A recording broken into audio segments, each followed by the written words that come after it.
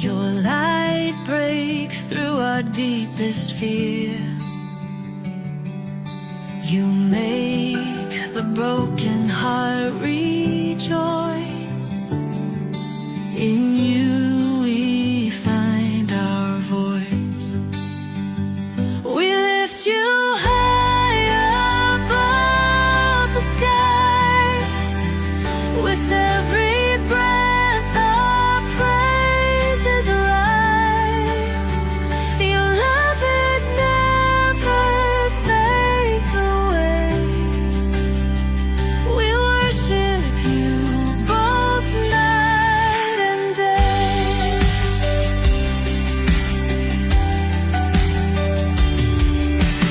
Chains are broken in your name. In you we are never the same. Your power flows like mighty streams, fulfilling all our dreams. We lift you high above the skies. With every breath our praises rise. Your love, it never fades away. We worship you both night and day.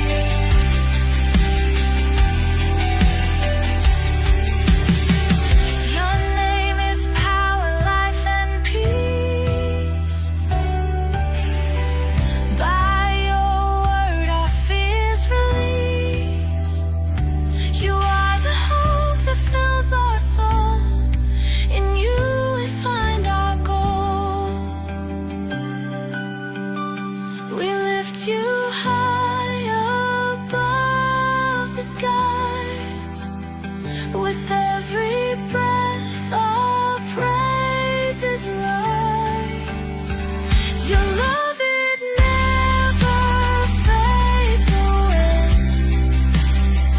We worship you both night and day.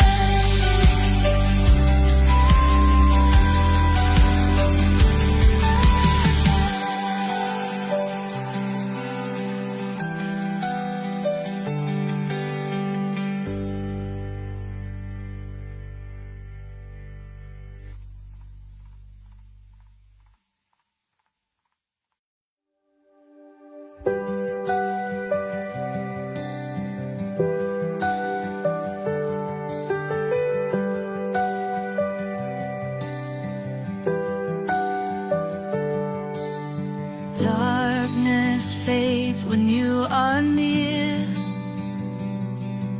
Your light breaks through our deepest fear. You make the broken heart rejoice. In you we find our voice. We lift you high above the skies. With every breath our praises rise. Your love, it never fades away. We worship you both night and day.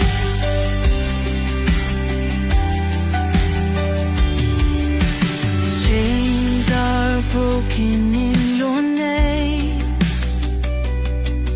In you we are never the same.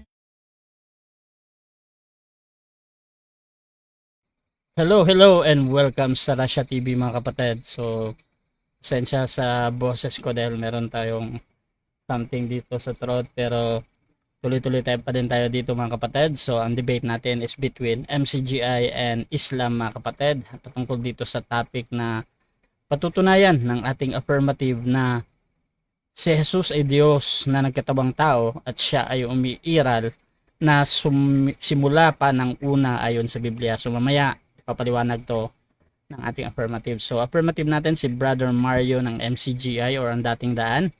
Negative naman si Brother Ahmad ng Islam, mga kapatid. So ang ating setup ng debate, standard setup ito ng Russia TV, yung 10 minutes presentation at 7 minutes sa pagtatanong, same din sa rebuttal, 10 minutes, at meron tayong 7 minutes sa second cross, meron tayong 5 minute na final conclusion. Mauna si negative, mahuhuli si affirmative. Sa ating rules, mga kapatid, hindi naman sila bago sa ating platform, so summarize ko na lang yung rule number 1 natin, yung 20 seconds. Rule number 2 natin, yung close-ended question, dapat yan yung unang lalabas sa bibig nyo bago kayo magpaliwanag. Rule number 3, yung 10 seconds explanation rule natin, kung walang maisagot or wala doon sa pagpipilian, so 10 seconds yan.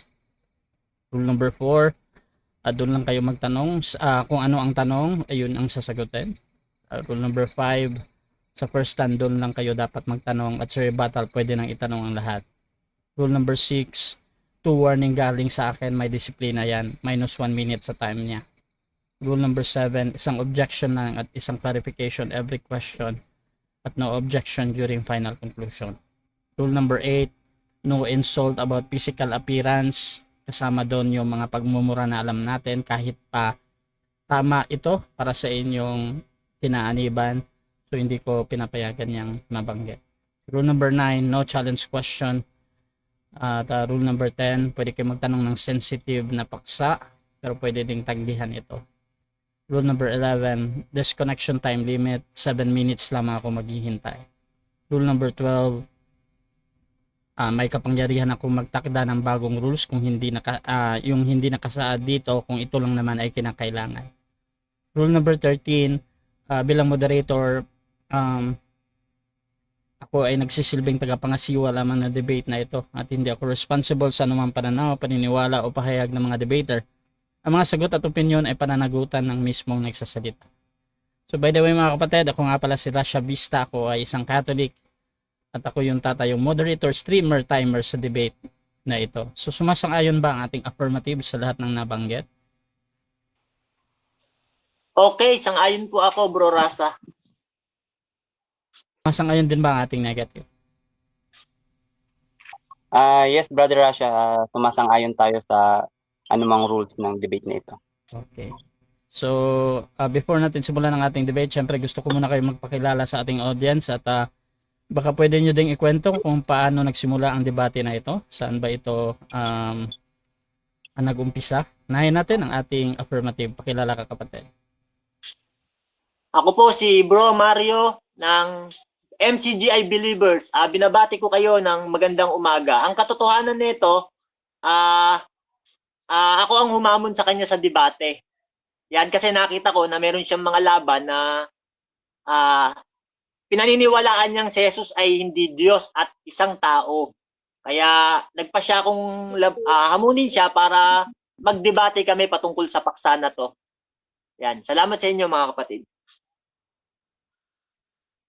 Okay, pakilala din ang ating tututol. Proceed. Ayan, sa mga kapatid ko sa pananampalatayang Islam, Assalamualaikum warahmatullahi wabarakatuh, at sa mga kababayan natin mga Kristiyano ay isang magandang hapon po sa inyong lahat. Muli ho sa Russia TV ay tumitindig pong muli ang pangalan ko ho ay Ahmad Omer. Sa mga tagasunod ni Russia ay hindi naman ho ako bago, sapagkat kabilang ako sa mga matatagal na debater ni Brother Russia. At actually nagulat ako kasi biglang may nag-chat sa akin doon sa message request, at nung pag-open ko ay yun nga, no, may paghamon sa atin sa isang debate, at syempre hindi natin yan tinanggihan. So nawa sa mga viewers natin ay pag-aralan ninyong mabuti, pakinggan ninyo yung aming pag-uusapan, at nawa ay kapulutan po natin ng aral. Yun lang. So simulan na natin ang ating debate, mga kapatid. At bibigyan ko ng 10 minutes si Brother Mario sa kanyang patutunayan na si Jesus ay Diyos na nagkatawang tao, at siya ay umiiral na simula pa ng una ayon sa Biblia. Your time start now, bro. Okay, binabati ko kayo ng magandang hapon. Medyo umuulan, baka yung tunog. Sana maging malinaw yung boses ko, mga kapatid. Ang paksa po namin ngayon na aming pinaglalabanan bilang affirmative ako ay patutunayan ko na si Jesus ay Diyos na nagkatawang tao at siya'y umiiral na simula pa ng una, ayon sa Biblia. Yan po yung paksa na amin pong pagdedebatihan ngayon. Ngayon mga kapatid, no, nais ko na pong simulan para patunayan ko na si Jesus ay Diyos na nagkatawang tao at siya ay umiiral na simula pa ng una.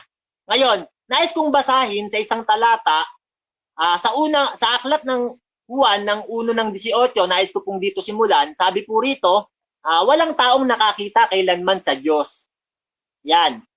Kundi ang bugtong na anak na nasa sinapupunan niya, siya ang nagpakilala sa kanya. So sabi ng Biblia sa John 1:18, yung bugtong na anak nasa sinapupunan ng Diyos. Yan. Siya ang nagpakilala sa kanya. Sa makatuwid, si Kristo, mga kapatid, siya po ay nasa bosom ng Ama. Ngayon, nung si Kristo po ay nasa bosom ng Ama, mga kapatid, pinaghanda siya ng isang katawan ng Ama.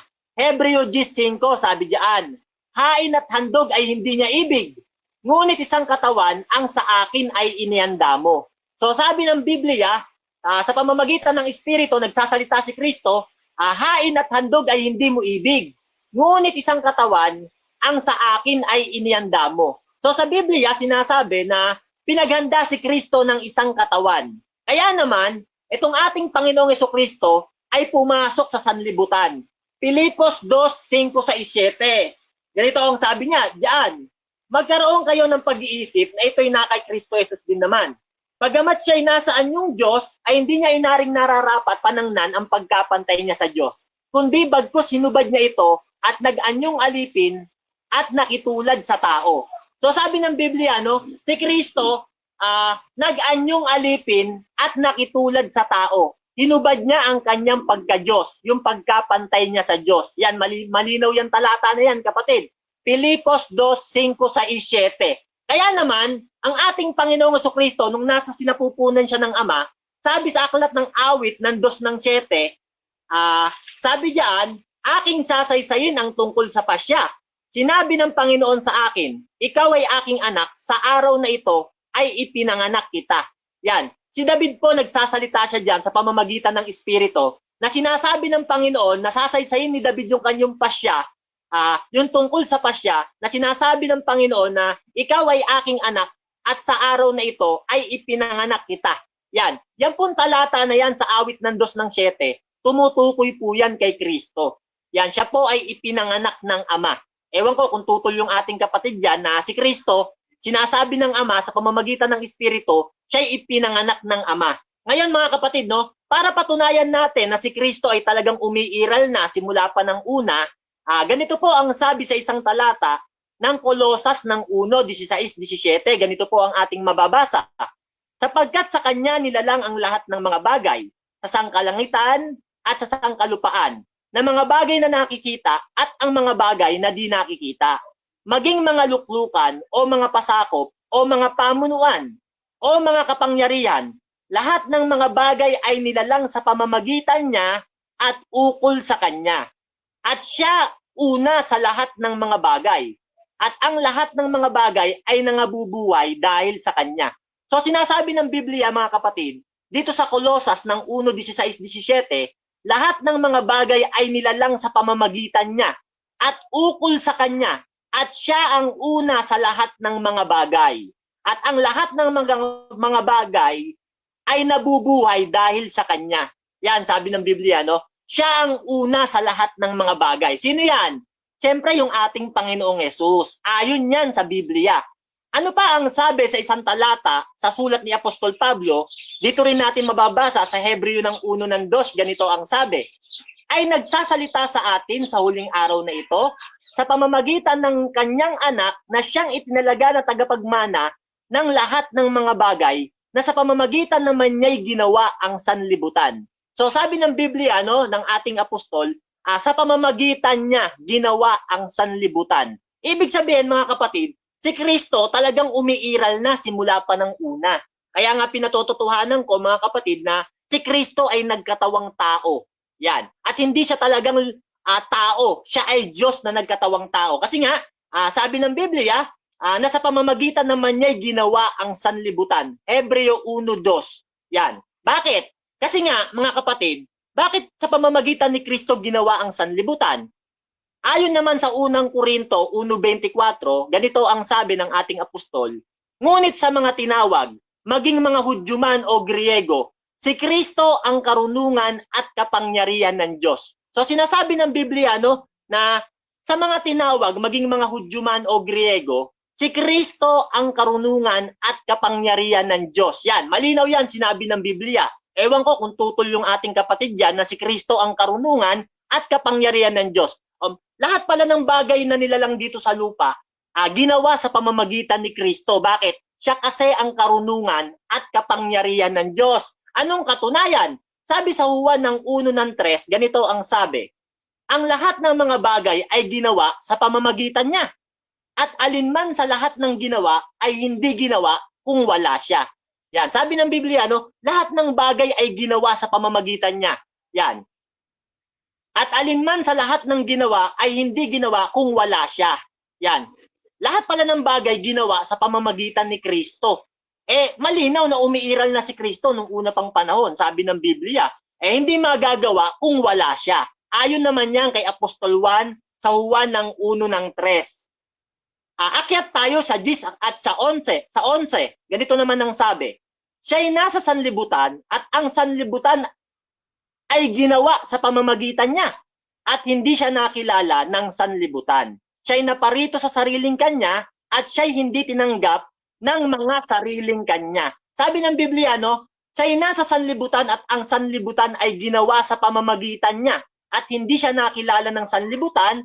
Siya'y naparito sa sariling kanya at siya'y hindi tinanggap ng mga sariling kanya. Ang tanong, sino yung mga hindi tumatanggap sa mga sariling kanya? Itong kalabang ko, syempre. Kasi nga, hindi nila pinaniniwala ang si Jesus ay Diyos. Kaya lumalabas, hindi nila tinatanggap si Jesus. Kaya sabi ng Biblia, hindi siya nakilala ng sanlibutan, siya'y naparito sa sariling kanya at siya'y hindi tinanggap ng mga sariling kanya. Kaya malinaw na ang kalabang ko, hindi tumatanggap na siya'y pag-aari rin ni Kristo, sabi ng Biblia. Hindi ko yan sabi, mga kapatid, Kaya naman, mga kapatid, sabi ng ating Panginoong Jesucristo, at sa kanila'y kanyang sinabi, John 8:23, kayo'y mga taga-ibaba, ako'y taga-itaas, kayo'y mga taga-sanlibutang ito, ako'y hindi taga-sanlibutang ito.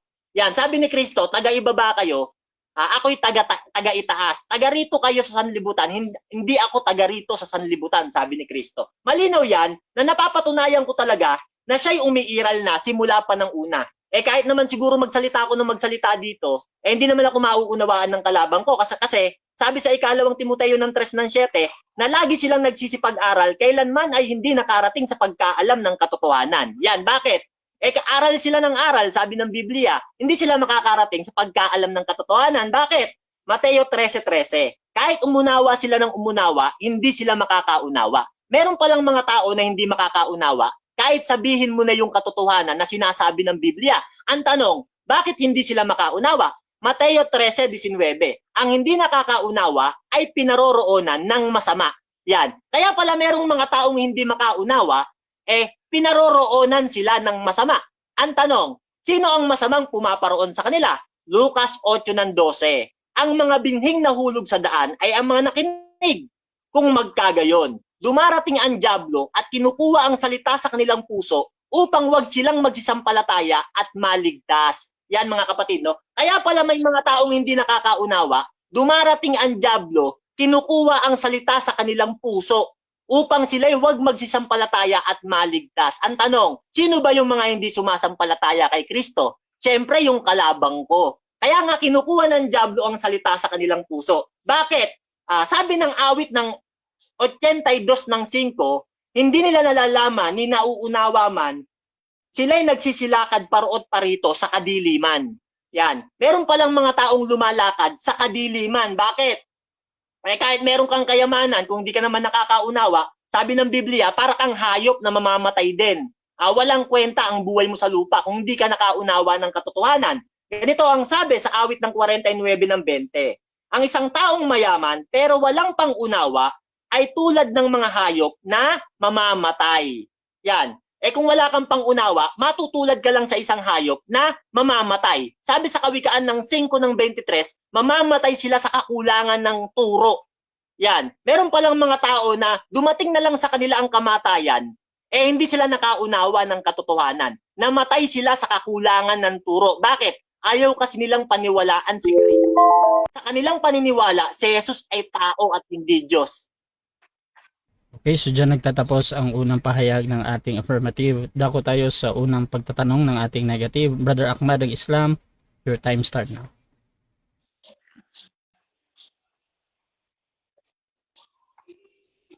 Sorry, nakamit pala ako. Ito yung unang tanong. Ginamit niya yung awit 2:7. At ang sabi niya doon ay, ang tinutukoy daw doon na nang sinabi ng ni Yahweh na I will declare the decree that God had said unto me, Thou art my son, this day I have begotten thee. So yun daw na bigatin doon o yung anak na ipinanganak doon ay si Jesus daw yon na kung saan ay nagsasalita sa pamamagitan daw ni David. Ngayon ang tanong ko, Brother Rasha, kailan doon sa verse 7 hanggang 9, kailan ito nangyari kay Jesus? Kailan Kung daw? si Jesus yung nasa 7, kailan nangyari sa kanya itong 9, itong 8 hanggang 9? Okay, sagot ko sa'yo, nangyari yan nung una pang panahon bago maitatag ang lahat ng mga bagay. Hindi dyan nakasulat. Alam mo kung saan mababasa? Sa Kawikaan ng 8, ng 22 hanggang 31. Siya ang karunungan na nagsasalita doon. Si Kristo yun. Bago na itatag ang lahat ng mga bagay, unang-una siya sa lahat ng mga bagay na inilabas ng Panginoon. Siya kasi ang karunungan at kapangyarihan ng Diyos ayon sa unang Korinto 1:24. Okay, next question. Nangyari daw ito sa una pang panahon, Brother Moderator. Sasabi doon sa verse 8, hingin mo sa akin ang lahat ng bansa at ibibigay ko. Verse, anumang narito sa buong daigdig ay magiging sayo. Pamahalaan mo ng kamay na bakal ang lahat ng ito. Kailan pinamahalaan ni Jesus sa pamamagitan ng kamay na bakal ang lahat ng bagay? Yan, nung siya'y nagkatawang tao na. Ang katotohanan nga, sa Isaya ng 11, 1:5, hahampasin niya ng kanyang bibig ang mga tao sa salita. Naganap yan, talagang si Kristo nagsalita ng mga mapapaimbabaw, sabi niya sa mga Pariseo. Kayo'y mga mapaimbabaw, sabi niya. Naganap yan, kapatid. Prophecy kasi yung binasa mo, kapatid. Naganap yan nung magkatawang tao siya. Yan ang sagot ko sa'yo. Okay, next question. Kung si Jesus ay Diyos, siya ang nagmamay-ari ng lahat. Tama, mali? Yes! Kaisa siya ng Ama, siya may-ari ng lahat ng mga bagay. Pero dyan sa sinabi mo, palibasay nagkatawang tao siya. Kaya pagdating niya rito, nasa katawang tao siya, sinabi yan ng Ama sa kanya para malaman ng mga tao. Ang katunayan niya, Pilipos 2:10, sasamba sa kanya ang mga nasa langit, nasa ilalim ng lupa, pati nasa ibabaw ng lupa. Para malaman niya ng tao, kaya pinasulat yan. Pero siya may-ari talaga. Okay, next question, Mr. Moderator. Ginamit niya yung John chapter 1 verse 3 na ang lahat daw ng bagay ay linikha. Sa pamamagitan niya, emphasize si Jesus. Sa Genesis chapter 1 verse chapter 2, kung hindi ako nagkakamali, o chapter 1, sabi dito, no? Sa Genesis chapter 1 verse 3, sinabi ng Diyos, magkaroon ng liwanag at nagkaroon nga. Sa ano ang ginamit ng Diyos para malikha yung liwanag? Yung karunungan, syempre. Mababasa natin yan dito sa Proverbs ng 3:19. Sabi diyan, nilikha ng Panginoon ang lupa sa pamamagitan ng karunungan. Yan. Objection, proceed. Objection din ako. Sige lang. Ang tinatanong ko yun sa Genesis, Mr. Moderator. Ang sabi sa Genesis chapter 1, tumalon kasi siya eh. Ang tinatanong natin is very specific verse, no? Sa Genesis chapter 1, verse 3, sinabi ng Diyos, magkaroon ng liwanag at nagkaroon niya. Ngayon, ang tinatanong ko, Mr. Moderator, batay dito sa talatang ito, papaano linikha ng Diyos ang liwanag? Okay. So may Sa counter. pamamagitan nga ng karunungan. So ganito. Yan nga ang sagot ko sa'yo. Kaya nga sabi ng Biblia, Ganito, si wait lang, Kristo wait lang, ang wait lang. karunungan Wait lang bro at Mario. kapangyarihan ng Diyos. Okay. So ganito mga kapatid. I think naman sumasagot naman si Brother Mario. Whether that is true or not. Ang sagot ni Brother Mario dito ay karunungan daw ayon dun sa tanong. So proceed ka pa din sa 20 seconds pa Mario. Okay, sagot ko sa'yo, nilikha yan sa pamamagitan ng karunungan. Sinasabi na nga sa Kawikaan ng 13:19, nilikha ng Panginoon ang lupa sa pamamagitan ng karunungan. So, nilikha ang lupa sa pamamagitan ng karunungan. Sabi naman sa Kolosas ng 1:16-17, nilikha ang lahat ng mga bagay sa pamamagitan ni Kristo. At lahat ukol sa Kanya at Siya una sa lahat ng mga bagay. Sa Hebreo 1:2 din, sa pamamagitan din niya nilikha ang lahat. Ayan, kaya nga si Kristo next karunungan. question. Okay. Matanong ko lang sa iyo. Yung kinikilala mo bang Diyos? Yung kinikilala mo bang Diyos ay nagpapakita personally harapan sa mga naunang propeta sa Old Testament? Oo, nagpapakita siya pero yung mukha hindi nakita. Yan ang katunayan nga si Solomon, nakita ang Panginoon 2 beses eh. Unang hari ng 11:9, sabi diyan, ang Panginoon ay nagalit kay Solomon sapagkat ang kanyang puso ay humiwalay sa kanya sa Diyos ng Israel na napakita sa kanya ng makalawa. Yan. Nagpapakita ang Diyos sa anyo, pero yung mukha hindi nakikita. Kaya nga sabi ng unang 1 ng 1:18, walang taong nakakita sa Diyos. Yan. Pero yung anyo ng Diyos may nakakita. Yung mukha wala. Okay. Next question, Mr. Moderator. Okay, next question. Okay. Bilang si Jesus ay Diyos, bago siya magkatawang tao, sino ang mas mataas sa kanila, ang authority? A, ang Ama, or B, si Jesus, nung hindi pa siya nagkatawang tao? Okay, yung tanong mo madali kapatid. Verse ang isasagot ko sa'yo. John 14:28. Mas dakila ang Ama kaysa anak. Kaya nga sa Biblia, dakila ang Ama kaysa sa anak, pero pantay sila sa pagka-Diyos. Pilipos. Bro Rasa, magsalita ako? Okay na bro, na-fix na. Bro Ahmad, proceed Okay ka na? sa... meron pang natitirang segundo. Bro Ahmad, proceed ka sa tanong bro. Ilang segundo pa, 24 moderator? seconds. 24 seconds. Sige, Objection, wait na natin moderator. yan kasi Objection konti muna na lang ako. din naman. Objection. Anong Yung objection bang bro? boses ko, putol-putol ba, Bro Rasa? O Kanina malinaw? lang bro. Kanina lang. Pero okay napuputol. naman. Oo, ngayon okay na, bumalik na. Tapos, Okay, malinaw yung sagot ko? Oo, napuputol-putol nga lang. At wini-wave na ng ating negative yung kanyang natitirang oras. So, dako tayo sa ating first presentation mga kapatid. Pero bago yan, shoutout muna kay Charleston. Sabi niya, Bro Ahmad, kahit anong gawin mo ay tama si Bro Mario sa tema ng debate ninyo. Ang ipakita mong talata ay kung hindi Diyos si Kristo. Siguraduhin mo na pagkatao ang pagka-Diyos ang pinag-uusapan sa konteksto ng talata. Shoutout kay Pastor Cesar Baladad, shoutout moderator, kay Paul Flores, at kay Khalid Walid, kakastart ng puba, at kay Zed Watashi, kapwa bulaan ang lalaban, pero now boto ako kay Mario. At shoutout din kay Ustad Ali Javier, at kay Ibrahim Romas, mga kapatid. So dako tayo, negative, proceed 10 minutes. Okay. أعوذ بالله من الشيطان الرجيم بسم الله الرحمن الرحيم سبحانك لا علم لنا إلا ما علمتنا إنك أنت العليم الحكيم رب اشرح لي صدري ويسر لي أمري واحلل عقدة من لساني يفقه قولي قال الله تعالى في القرآن الكريم أعوذ بالله من الشيطان الرجيم ذلك الكتاب لا ريب فيه هدى للمتقين.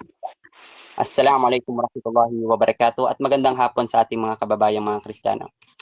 So ngayon ho ay may presentation ko ngayon, no? Nasa presentation na period po ako ngayon. At mamaya ho natin ire-rebut lahat ng kanyang ah, mga pinagsasabi. Ngayon ho, bakit hindi tayo naniniwala na si Jesus ay Diyos na nagkatawang tao, okay? Anak ng Diyos, nagkatawang tao, kapantay ng Diyos, coexistence ng Diyos. Bakit hindi tayo naniniwala diyan? Batay sa sinabi niya nga kanina, no, mabuksan lang natin, nakalista rito. Sabi niya, patutunayan ko na si Jesus ay Diyos na nagkatawang tao at umiiral na ng pasimula pa ayon sa Biblia. Yan ang sinasabi niya. Okay? So, ang paniniwala niya na si Jesus ay Diyos, post the time, Mr. Moderator, kung okay lang.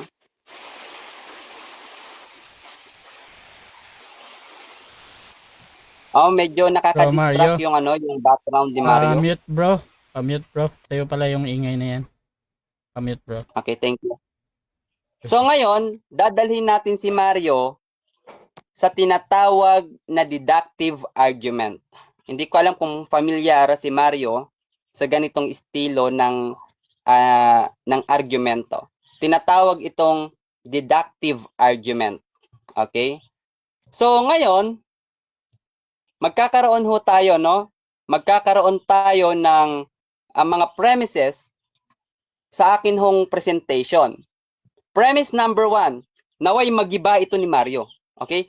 Kapag nagiba ni Mario ang aking presentation ngayon, napatunayan na ni Mario na totoo nga ang kanyang claim. Ngunit, kapag hindi niya naitindig, hindi niya nagiba, hindi niya natutulan ang aking presentation, tagilid siya kahit ano pa man ang gawin niyang pagpapaliwanag. Premise number 1, ang paniniwala na si Jesus ay Diyos, okay, makinig kayong lahat. Ang paniniwala na si Jesus ay Diyos, nagkatawang tao, at umiiral na ng pasimula pa, okay, ito ho ay paniniwala na kung saan ang batayan nito ay ang Biblia. Tama si Mario kanina. Patutunayan niyang si Jesus ay Diyos ayon sa Biblia. So, sang-ayon si Mario sa aking premise 1 na ang pagiging Diyos ni Jesus ay ayon sa Biblia. Okay? So, ulitin natin. Ang paniniwalang si Jesus ay Diyos, ang source na pinagkukunan nito ay ang Biblia. At ang mga talatang ito, for example, ay John chapter 1 verse 1 and 14, Colossians chapter 2 verse 9, Titus chapter 2 verse 13, Hebrews chapter 1 verse 8 to 10, John chapter 20 verse 28, Revelation chapter 1 verse 17 to 18, John chapter 14 verse 19, Philippians chapter 2 verse 9 to 11, 1 John 5:20, John 10:30, John 8:58, Philippians chapter 2 verse 6, Colossians, Micah chapter 5 verse 2, Psalms chapter 110 verse 1, Daniel chapter 7 verse 13 to 14, Zechariah chapter 12 verse 10, Isaiah chapter 53 verse 3 to 5, Genesis chapter 3 verse 15, Deuteronomy chapter 18 verse 18. So ito ho yung mga talata na ginagamit bilang patunay at explanation ng pagiging Diyos ni Jesus. Lahat ito'y nanggaling sa Biblia. Ito ho yung ating premise number 1. Premise number 2, Mario. Premise number 1, napakinggan na natin. Punta tayo ngayon sa premise number 2. Ang premise number 2 natin, ang lahat ng talatang ito ay galing sa unreliable source, Bible. Yan. Lahat ng talatang pinagbabanggit natin kanina, lahat ng talata, makinig ho kayo mga viewers, lahat ng talatang gagamitin ni Mario sa buong debating ito, okay, ay galing sa unreliable source. Hindi mapagkakatiwalaang batayan. Ano yon? Ang Biblia. Papaanong naging unreliable ang Biblia? Point number 1, textual criticism. Yan. Puntahan ho natin ang textual criticism. Kung titignan natin, buksan ko lang yung libro na ito, no? Page 28. Okay. Sa textual criticism, sabi dito, ang pagkakaiba ng manuskrito, ang tinatawag na the long ending of Mark. Mark chapter 16 verse 9 to 20. Okay? Sa mga maaagang kopya ng Marcos, okay? Sa pinakamaagang mga kopya ng Gospel of Marcos, kagaya ng Codex Sinaiticus at Codex Vaticanus, noong ika-4 na siglo, nagtapos ang ebanghelyo sa Mark chapter 16 verse 8. Walang resurrection appearance. Sa makatuwid, yung buong chapter 16 ng Gospel of Mark, doon sa mga sinauna, most ancient manuscript, hanggang 8 lang. Okay? Pero kung titignan natin ngayon, meron na 9 hanggang 20. Ano ang sabi ng Bible scholar dito? Mario, tutulan mo itong mga Bible scholar na ito. Makipagdebate ka ngayon sa mga scholar ninyo. Sinabi ni Bruce Metzger, the long ending, Mark chapter 16, verse 9 to 20, is present in most later manuscript. Ito daw, Mark chapter 16, verse 9 to 20, ay matatagpuan lamang ito sa mga bagong manuscript, but is absent from the oldest and best manuscript. Ngunit ito daw ay hindi matatagpuan sa most ancient at most best manuscript. It is universal recognized by scholar as a secondary edition. So, recognize ng scholar na ito pala ay secondary edition lamang. Saan natin ito mababasa? Mababasa ho natin ito sa aklat ni Bruce Metzger na a textual commentary on the Greek New Testament second edition, United Bible Society 1994, page 123. Pangalawa, yung doon sa tinatawag na the pericope of the adulterous woman. Ito ho yung babatuhin yung babae doon sa time of Jesus, according to the Bible. Ang sikat na kwento ng babaeng nangalunya, ang phrase na ginamit doon, he who is without sin cast the first stone, ay wala sa pinakamaagang manuskrito ng John. Ito palang kwento na ito na sinabi ni Jesus, sino man sa inyo ang walang pagkakasala, siya ang unang kumuha ng bato at bumato. Wala pala ito sa original. Wala ito sa most ancient manuscript. Idinagdag lang ulit ito. Sabi ni Bart Ehrman, isang New Testament scholar, the story is absent from our oldest and best manuscripts of John, and its written style is unlike the rest of Gospel.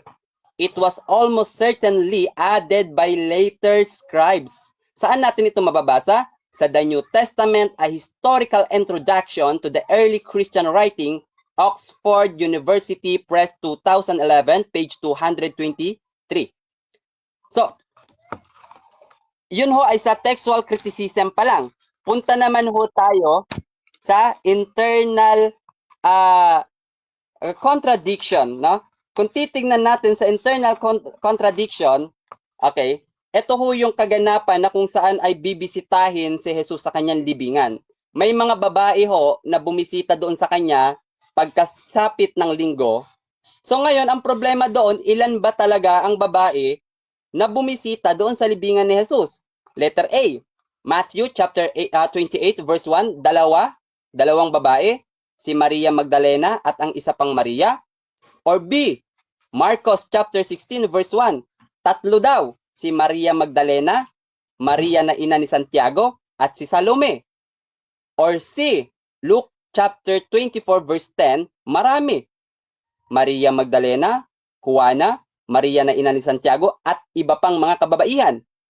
Or letter D, John chapter 20 verse 1, isa lang, si Maria Magdalena lang. So saan dito ngayon?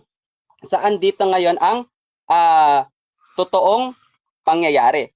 So ngayon, bakit natin ito tinalakay? Kasi yung source na pinangkukuhanan ni Mario, yung source na kanyang pinanghahawakan, time na, thank you. Okay, so dako tayo sa first cross ng ating affirmative, Brother Mario. 7 minutes. Your time Bro starts. Rasa, Malakas yung ulan dito. Rinig ba yung boses ko? Rinig bro. Rinig naman. Okay.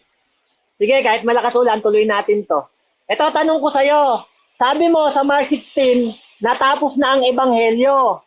Ngayon, tanong ko sa'yo, kung natapos na sa Mark 16 ang ebanghelyo, si Pablo ba nangaral pa ng ebanghelyo sa mga hentil? Oo o hindi na, categorical.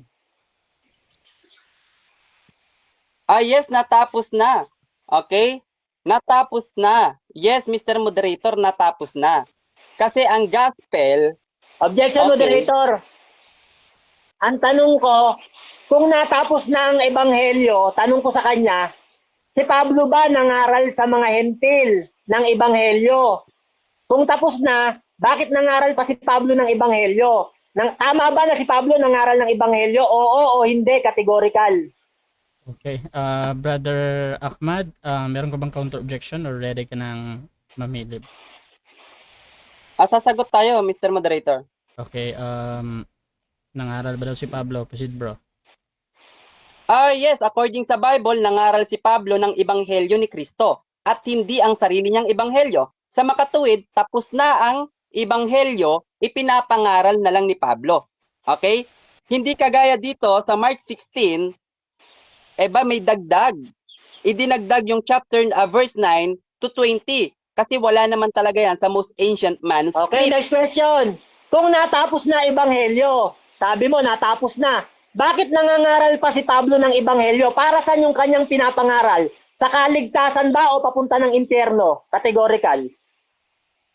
Kaligtasan o papunta ng impyerno? Para sa kaligtasan according to your faith, no? Pero magkaiba kasi yung pagkakasulat ng ebanghelyo at yung pangangaral ng ebanghelyo. Eto, tapos na itong isulat. Itong libro na ito, tapos na itong isulat, pero pwede kong ipangaral. Okay? Magkaiba yung naisulat at yung naipangaral.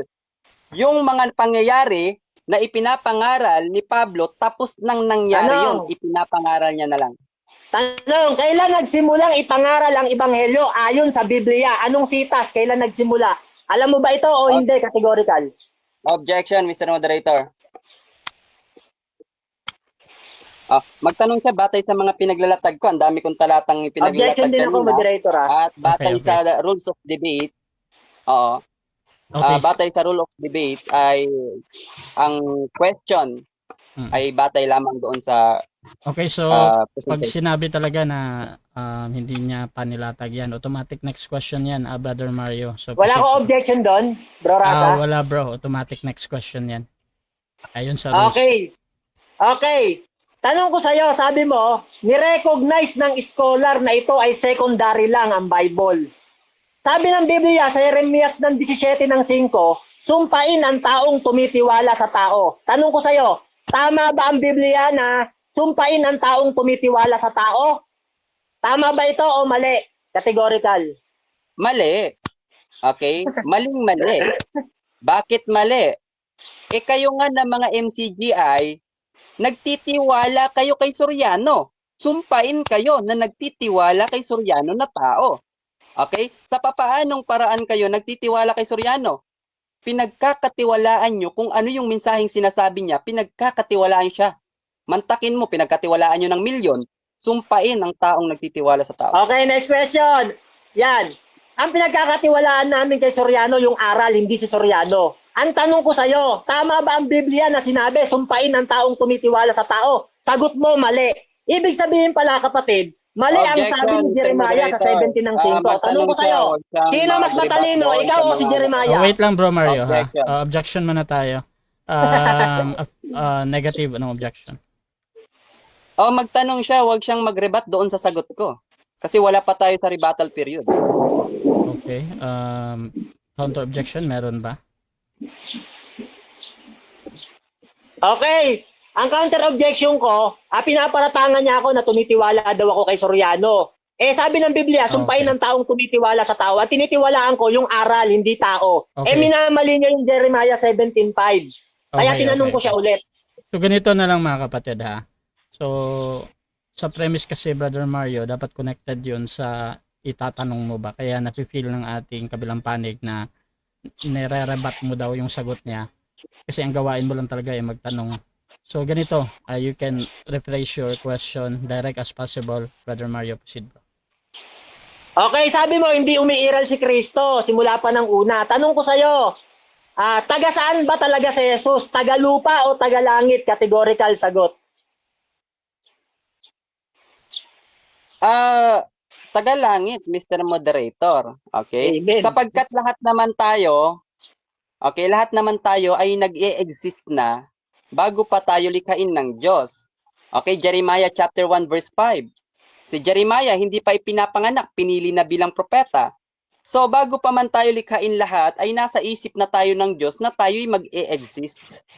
Okay, kaya nung sinabi na yan ay hindi yan batayan ng pagiging Diyos o pag-iral ni Jesus noon pa man, sapagkat lahat tayo ay umiiral sa kaisipan ng Diyos bago pa man tayo likhain. Umamin ka na si Jesus taga-langit. Umamin ka, sabi mo oo. Sabi ni Kristo sa Juan ng 8:23, sabi niya sa mga tao, kayo'y mga taga-ibaba, ako'y taga-itaas. Tanong ko sa'yo, tama ba si Jesus na sinabi niya na ang mga tao'y taga-ibaba at si Jesus taga-langit?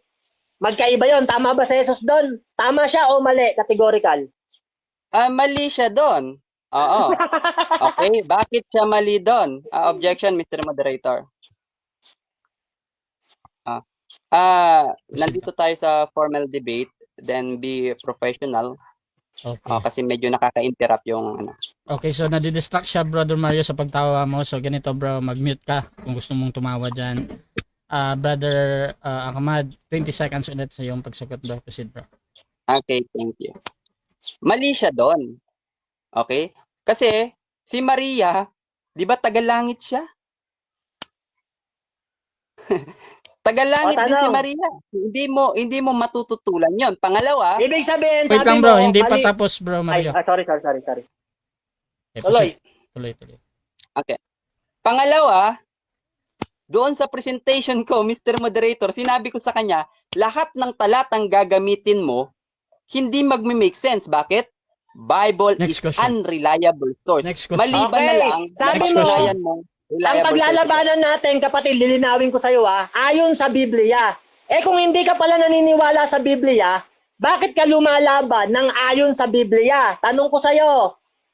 Bakit? Sabi mo mali si Kristo. Nung sabihin niya yon na kayo'y taga-ibaba, ako'y taga-itaas. Mali si Kristo, sabi mo. Tanong ko sa iyo, si Kristo ba nagsinungaling? Ayon sa Biblia, oo o hindi? Categorical. Yes, nagsinungaling siya ayon sa Biblia. Okay, Yes. John chapter 9 verse 10 to 11, kung hindi ako nagkakamali. Okay, pupunta sila sa piyesta, no? Sila Jesus at saka yung mga disipulo niya, pupunta sila sa piyesta. Ang sabi ni Jesus sa mga disipulo niya ay kayo na lamang ang pumunta. Sapagkat hindi ako pupunta sa 7 piyesta. minutes time. Okay, at pagkatapos ng umalis na 7 ang minutes mga time. disipulo niya, Time na bro. okay, thank you. Okay, so dyan nagtatapos mga kapatid ang first stage ng ating debate. So shoutout muna sa ating nasa live dyan kay JR Lacre. Mali patuloy si Kristo. Awit sa iyo Ahmad. Shoutout din kay Pastor Cesar Baladad. Naloko na ang sagot ni Ahmad. Mali daw si Jesus. Shoutout din kay Idol Kita Vlog. Sa literal mas mataas ang Ama. Sa spiritual walang mataas, walang mababa, equal lang. At shoutout din kay Sian Buds. Unreliable yung Quran. Shoutout din kay Ariel Guevara, yung dating daan na dalawa ang Diyos. Shoutout din mga kapatid kay Paul Flores. So dako tayo sa rebuttal, Brother Mario. Your time start now. 10 minutes. Okay, tingnan niyo mga kapatid, no? Nung tinanong ko siya, si Kristo ba nagsinungaling? Sabi niya, nagsinungaling daw si Kristo. Nakalimutan niya siguro, ang paglalabanan namin ayon sa Biblia. Pero siya, ito palang kalabang ko, tutol siya sa Biblia. Tanong ko sa kanya, sabi ko kaganina, bakit ka pa lumalaban ng ayon sa Biblia kung di mo pala pinaniniwalaan ang Biblia? Lumalabas, wala kang tinatayuan. Wala ka rin binabagsak kasi hindi ka naman naniniwala sa Biblia Alam niyo mga kapatid, sabi niya, si Kristo daw nagsinungaling. Sabi ng Biblia sa unang Pedro ng 2:22, sabi diyan, na siya'y hindi nagkasala o kinasumpungan man ng daya ang kanyang bibig.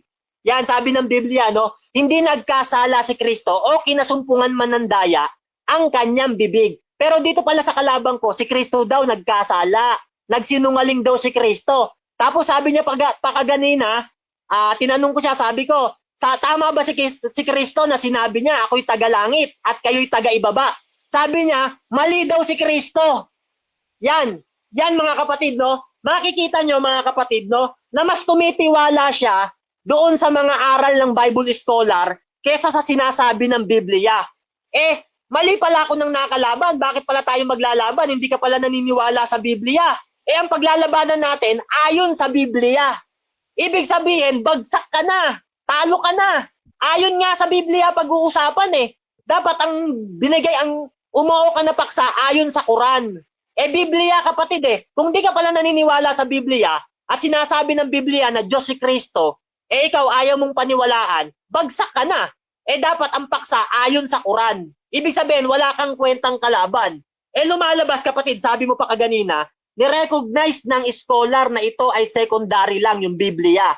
Sabi ng Jeremias ng 17:5, sumpain ang taong tumitiwala sa tao. Pinaniniwalaan mo pala mga Bible scholar, kami, hindi kami naniniwala sa tao. Sinusumpa ang taong tumitiwala sa tao. Ang pinaniniwalaan namin, yung aral ng Diyos, yung Bibliang nakasulat, yung kasulatan. Ikaw pala, ang pinaniniwalaan mo, tao. Sabi ng Biblia, sumpain ang taong tumitiwala sa tao. Tapos sabi niya pa kaganina mga kapatid, sa Mark ng 16, natapos na raw ang ebanghelyo.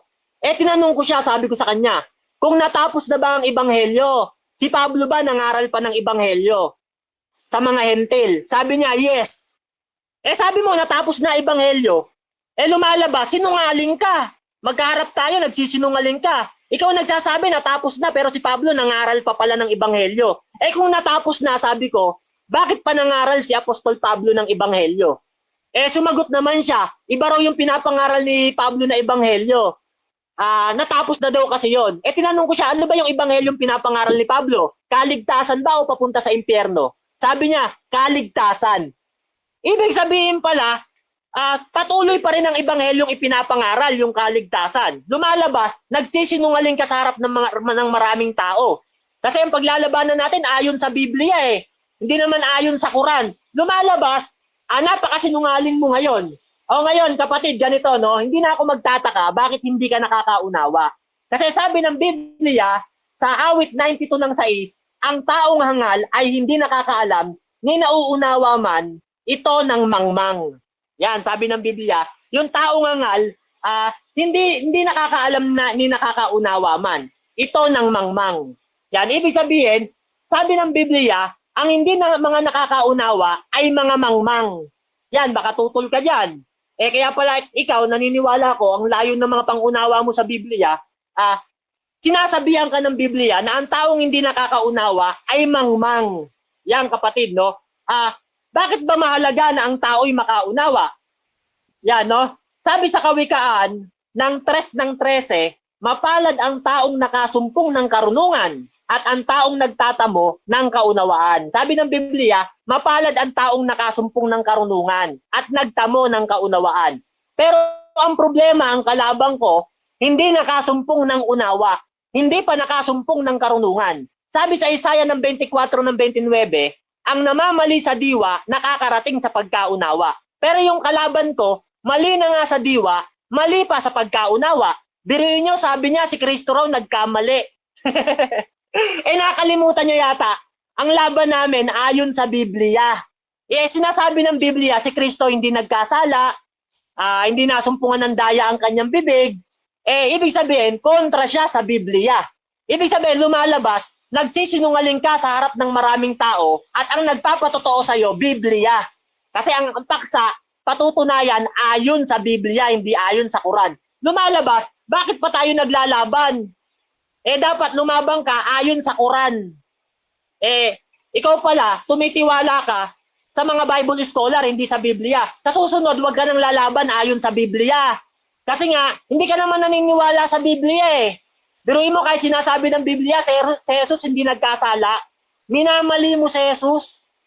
Ibig sabihin, kung Biblia pag-uusapan sa laban natin at ayon sa Biblia, nagsisinungaling ka. Ayon sa Biblia. Yan kapatid, sabi niya pa kaganina, ito raw yung premise niya. yung pagiging Diyos ni Jesus ayon sa Biblia. Yan, gibain ko daw, sabi niya.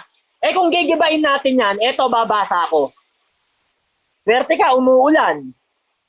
Eto, sabi sa Hebreo 1:8, ngunit tungkol sa anak ay sinabi, ang iyong luklukan o Diyos ay magpakailanman at ang setro ng katwiran ay isang setro ng iyong kaharian. Yan, yung ama mismo nagsabi, ang iyong luklukan o Diyos, sabi niya kay Kristo. Ewan ko kung tutol ka dyan sa ama, pag tinutulan mo yan, hindi na ako magtataka. Hindi ka nga naniniwala sa Biblia hindi na ako magtatakang tutol ka dyan.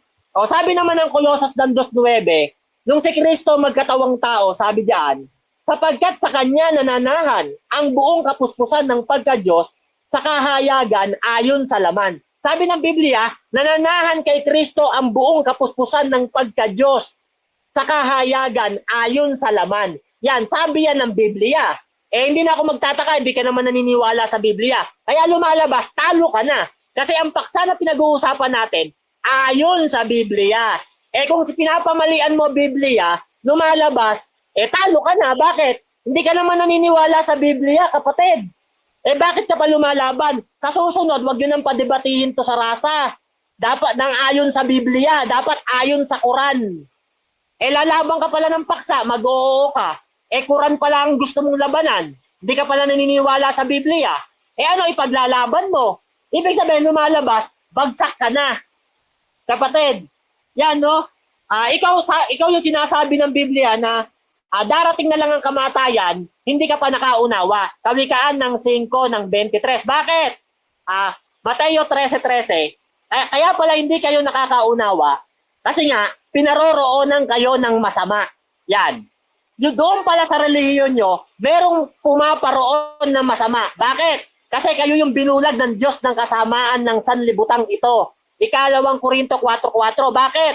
Dahil hindi kayo sumasampalataya kay Kristo. Kaya sabi ng Biblia, ayon sa Biblia ulit, binubulag kayo ng Diyos ng kasamaan.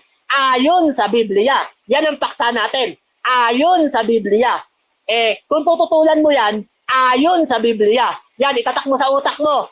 Ayon sa Biblia. Hindi ka pala naniniwala sa Biblia ang paksa, ayon sa Biblia. Yan, ipasok mo sa utak mo. Lalaban ka pala, di ka pala naniniwala sa Biblia. Ang paksa, patutunayan, ayon sa Biblia. Pagka ganyan, wala kang patutunayan, wala kang gigibain dahil ang labanan, ayon sa Biblia.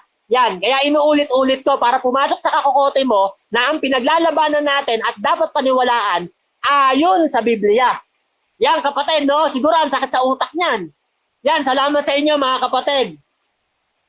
Wave na ako. Okay, so dako tayo sa second cross ng ating negative, Brother Ahmad ng Islam. Bro Our time Rasa. start now, bro. Proceed, Bro Ahmad. Okay, una kong tanong, sabi niya ayon sa Biblia. Kailangan lahat ay ayon sa Biblia. Okay? Ang tanong ko, Mario, anong Biblia ang dapat kong paniwalaan? A, 66 book. B, 73 book. C, 78 book. D, 60 book. Saan doon? Ako, ang sagot ko sa'yo, lahat ng Biblia dapat niyang paniwalaan. Bagamat may magkakaibang letra, pero iisa ang essence niyan at lahat yan may pahayag sa Espiritu. Unang Korinto 2:10. Ang Diyos ay nagpapahayag sa atin sa pamamagitan ng Espiritu. Kaya sinasabi ng Biblia na paniwalaan ng Biblia. Bakit? Isaiah 34:16. Saliksikin sa aklat ng Panginoon at basahin. Ayon sa Biblia. Okay, next question. Ang first Maccabees at second Maccabees ay matatagpuan sa Catholic Bible na hindi matatagpuan sa Bible na dala-dala mo ngayon, Mario. Ngayon ang tanong, ito bang first and second Maccabees na matatagpuan sa 73 books ng Bible, ito ba'y salita ng Diyos o hindi salita ng Diyos?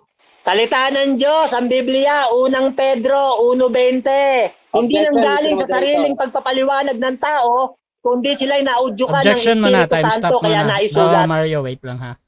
Objection negative. Ang nagbigay ako ng very specific book. Okay? Kasi Bible is general. Kaya nagbanggit ako ng pangalan ng aklat, no? Yung 1st and 2nd Maccabees. Yun yung tinatanong ko. Yung specific na aklat na yun ba ay salita ng Diyos o hindi salita ng Diyos? Sapagkat yun ay hindi matatagpuan sa Bible na itrinanslate Okay. ni Soriano. So, salita ba daw yun ng Objection Diyos? ako, moderator. Counter objection, proceed. Yung Bible daw, translate ni Soriano. Yan, pamamaratang yan eh. Ang nag-translate niya, mga Bible scholar, mga manuskripto. Okay. Ibig sabihin, marunong pa siya doon sa ibang mga scholar. Kala ko naman, naniniwala siya sa scholar. Sa mga Okay. scholar. So, ganito bro, ang importante lang naman sa moderator, yung pagpipilian ng tanong. So, ang tanong yung sa Maccabees daw, salita ba daw yun ng Diyos o hindi? So, kung hindi ka makapili doon, pwede kang gumamit ng 10 seconds. So, bro Mario, Okay, sa 10 seconds ako. proceed. Yan, ito sagot ko sa kanya. Ang Bibliang pinaniniwalaan ko, yung 66 book.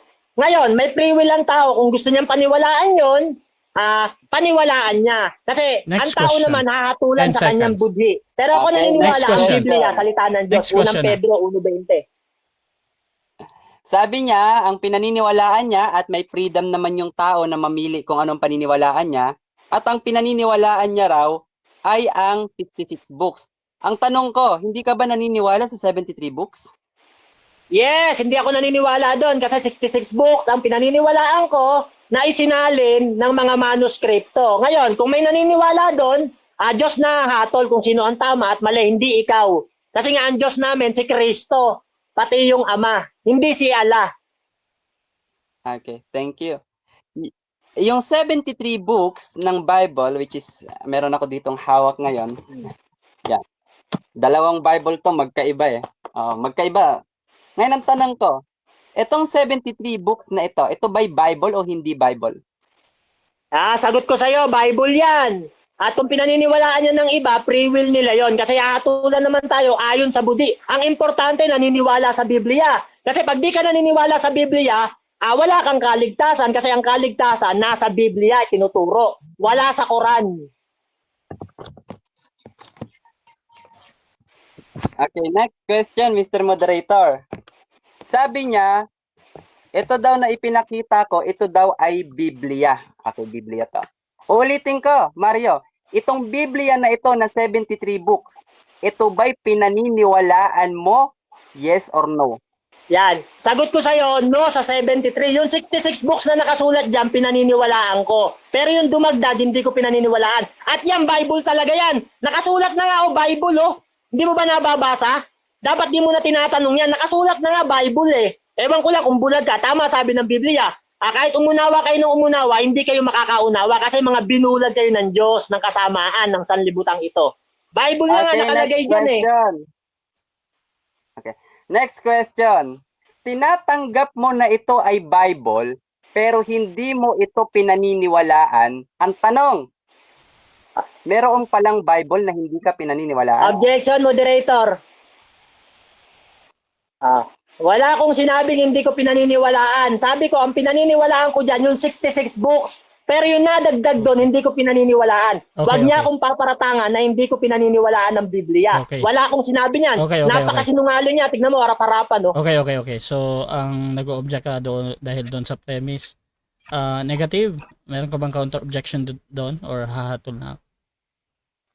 Wala kang counter objection, Okay. Mr. Moderator. So, dito, Brother Mario, any observation naman ng kabilang panig, either nagsasabi siya ng totoo or nagsisinungaling siya dito, tinatanggap pa din niya ng moderator as a valid question ha.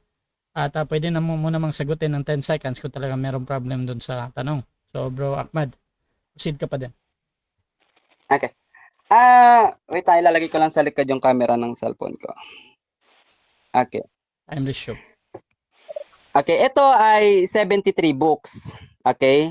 At ang sabi mo, pinaniniwalaan mo lang dito ay yung 66 books. Ito bang Book of John, kabilang ito sa 66 books na pinaniniwalaan mo? Yes or no? Yes, kabilang Yes. yan. Kaya naniniwala ako kay Apostol Juan, pero sa'yo, di ako naniniwala. Kasi sinungaling ka eh. Pinararatangan mo kung di ako naniniwala sa Biblia eh. Sinabi ko nga, naniniwala ako sa 66. Pero yung sumobra doon, hindi. Yan ang pananampalataya ko. Next question. Last 1 Okay, minute. thank you. Ito bang Book of John na pinaniniwalaan at pinagkakatiwalaan mo, naglalaman ba ito ng kakulangan o ito ba ay kumpleto? Ha? Ako, Yan. kulangan o Kompleto yan. Pero may Kompleto sinasabi sa Biblia na yung mga ibang bagay sa Diyos na itatanong. Kasi hindi na kayang isulat lahat, sabi ng Biblia. Kung isusulat, hindi magkakasya. Kaya yung Biblia na yan, sapat na yan para paniwalaan ng tao. Pero kayo, di kayo maniniwala dyan kasi mga aral kayo ng demonyo eh. Next question. Okay, next question. Sa ating viewers, this is the ended career question. Sabi niya, kabilang ito sa pinaniniwalaan niya at ito daw ay kumpleto. John chapter Objection, 7. moderator. Objection, proceed. Time stop. na. Okay. Ang sagot ko, sapat na yung Biblia pero merong mga hindi naisulat. Kasi nga hindi na magkakasya. Ibig sabihin, para sa atin, kumpleto na yan pero merong mga hindi nasulat kasi nga hindi na magkakasya Okay, kung okay, isusulat lahat. Dalawa sagot ko doon sa isang sagot. Okay, so nag-object ka again doon sa premise. Ang counter-objection, meron ba? Hindi na, ipagpapatuloy ko na lang, Okay, rephrase so ko na lang yung again, ito mga kapatid any observation ng kabilang panig sa nagtatanong, tinatanggap lagi yan ng moderator as a valid question So kahit pa na para sa'yo na misinterpret ka or talagang sinasabi mo yan, tuloy pa din yan. Brother Ahmad, proceed bro. Okay, thank you. Ngayon, kabilang ito sa pinagkakatiwalaan niya na nasa 66 books. John chapter 7, verse 18 to 25. Kung titignan natin ang counting neto nagsimula sa chapter 7, verse 1, verse 3, verse 9, verse 16, verse 17, tuloy-tuloy. 16, 17, 18, 25. Nasaan ngayon ang 19 hanggang 25 neto? Nasaan? Bakit mula sa 18 tumalon ka agad sa 25? Nasaan ngayon ang 18 hanggang 24? Okay, sasagot ako. Okay, so Diyan nasaan din daw? sa Jan. Ito, sasagot ako.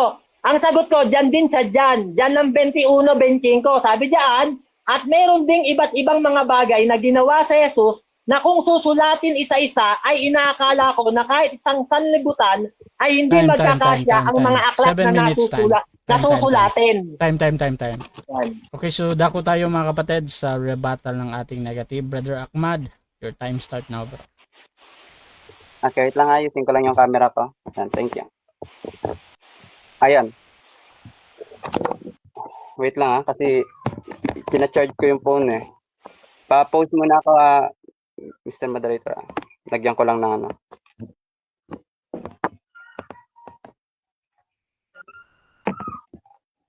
Okay, thank you.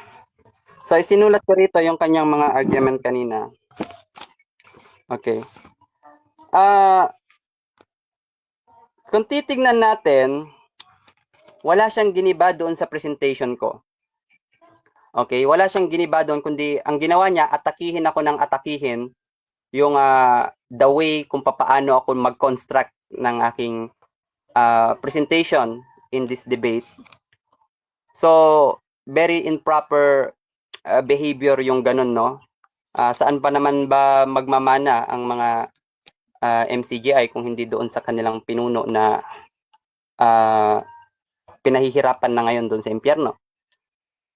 So, wala ho siyang nagiba. Wala siyang nagiba doon sa ating argumento. Okay? First argument, premise number 1. Okay? Premise number 1. Ang paniniwalang si Jesus ay Diyos ay paniniwala na kung saan Biblia lamang ang nagsasabi na siya'y Diyos. Okay? Premise number 2. Ang Biblia ay unreliable source. Okay? Ngayon, kung ikaw, okay, halimbawa, alam mo na ang ABS-CBN ay fake news. Okay? Alam mo na ang ABS-CBN ay fake news. Tapos naglabas sila ng balita. Aba, paniniwalaan mo ba kaagad ito, Mario? Hindi mo kagad ito paniniwalaan. Bakit? Sapagkat sila ay merong history ng fake news. Kaya naman, nung sinabi kong the Bible is unreliable source, binigyan ko ng backup yung aking claim. Okay, nagbigay ako ng mga backup. Nandyan yung historical inaccuracy, nandyan yung historical error, nandyan yung internal contradiction. So, para masabi mo na itong Bible ay reliable, sapagkat kung titignan natin premise number 1, ang Diyos hindi nagkakamali. Premise number 2, ang salita ng Diyos walang kamalian. Premise number 3, ang Biblia naglalaman ng kamalian. Therefore, ang Biblia hindi salita ng Diyos. Unreliable source. Okay? So ngayon, sabi niya, sumpain ang taong nagtitiwala sa tao. Patay ka ngayon. Okay? Kasi historically, sa bagay, hindi ka rin naman maniniwala sa history. Gawa lang din yan ng tao. Bukod tanging si Soriano lang ang pinaniniwalaan netong mga to.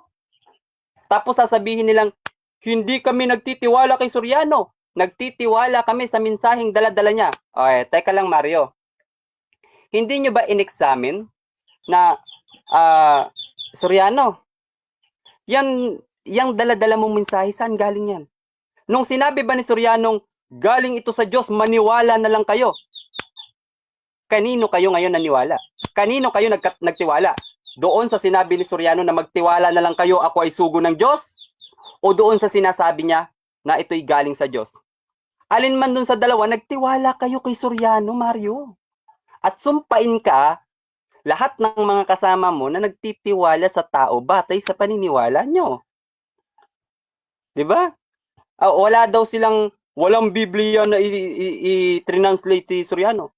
Hindi kayata member ng MCGI. Meron ho kayong Bible na kung saan ang cover pa nun, kung hindi ako nagkakamali, ay para siyang kayong manggi, okay, na nandoon pa yung logo ninyo at nakalagay doon ang dating daan. Diba? So, binago nyo yung 1905. Ano pa, yung hindi daw, no? Bakit ako lumalaban ng ayon sa Biblia? Ganong hindi ako naniniwala sa Biblia. Okay, actually, okay, bakit ko sinang-ayunan itong debate na ito? Okay? Kasi ikaw yung magpapatunay ayon sa Biblia. Hindi ko naman sinabing sasang-ayunan kita ayon sa Biblia, Mario. Hindi naman ganoon eh. Hindi ako yung hindi ako yung affirmative. Hindi ako ang dapat magpatunay ayon sa Biblia, kundi ikaw. Kaya lang the problem in your presentation, giniba na kaagad natin sa tinatawag nating deductive argument. Ano yon? Yung Biblia ang ginagamit mo na ayon sa Biblia ay unreliable source. Okay? Para masabi niyang hindi yun unreliable source, kailangan niyang, anong gagawin niya? Kailangan niyang ayusin yung mga pagkakamaling ibinigay ko kanina. Ano pa? Yung John chapter 8 verse 10, sabi niya, hindi nagkasala si Kristo. Tandaan na natin, ang pagsisinungaling ay kasalanan. Nagsinungaling ba si Kristo? Yes, nagsinungaling siya. John chapter 7 verse 8 to 10. Sabi niya sa mga disipulo niya, kayo na lang yung pumunta sa piyesta, hindi ako pupunta. Pagkaalis ng mga disipulo niya, pasikreto siyang pumunta. Nagsinungaling siya o hindi siya nagsinungaling? Nagsinungaling siya. Sa papaanong paraan siya nagsinungaling? Sabi niya hindi siya pupunta. Pero palihim na pumunta. At ang pagsisinungaling ay kasalanan, Mario. Ano pa? Kung tapos na ang ebanghelyo, bakit pa nangangaral ng ebanghelyo? Si Pablo. Halimbawa ito, tapos na ito, nakanon na. Kung tapos na ito, Mario, bakit mo pa ipinapangaral ang Biblia? Tapos na pala ito.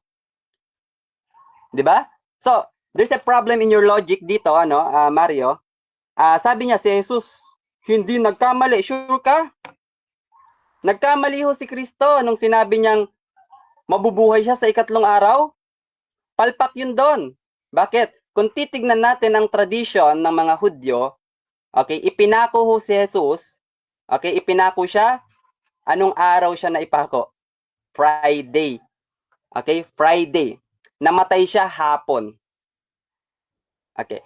At ang tradition ng mga Hudyo is tinatawag ho yan lunar calendar, 6 to 6.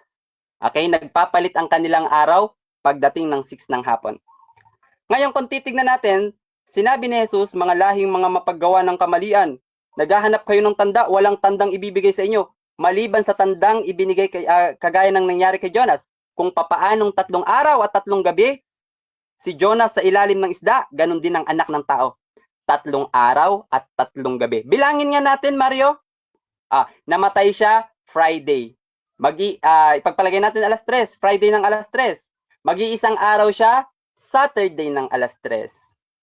Magdadalawang araw siya, Sunday ng alas 3. Magtatatlong araw siya, Monday ng alas 3. Palpak. Linggo pa lang ng madaling araw, buhay na si Jesus mo. Yung Jesus ng Biblia mo. Hindi niya na-consume ang 3 days and 3 nights. Nagkamali ba siya? Oo. Maling-mali, Mario. Hindi ko sinasabi na yung Jesus na ipinadala ng tunay na Diyos, yung totoong Jesus, hindi ko sinasabi na siya yung nagkamali.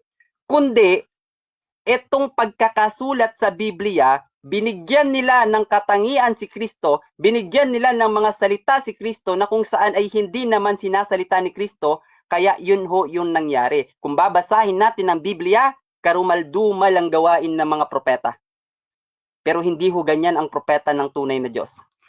Ano pa ba yung mga pinagsasabi niya?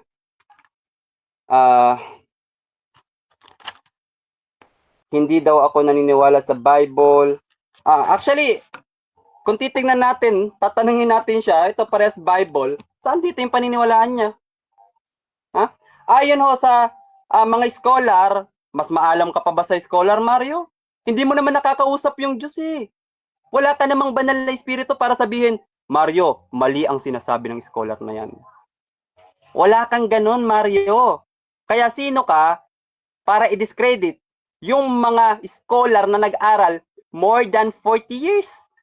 Tapos ikaw na isang pipitsuging member ng MCGI na wala pang authority para makipag-debate, ilan minutes?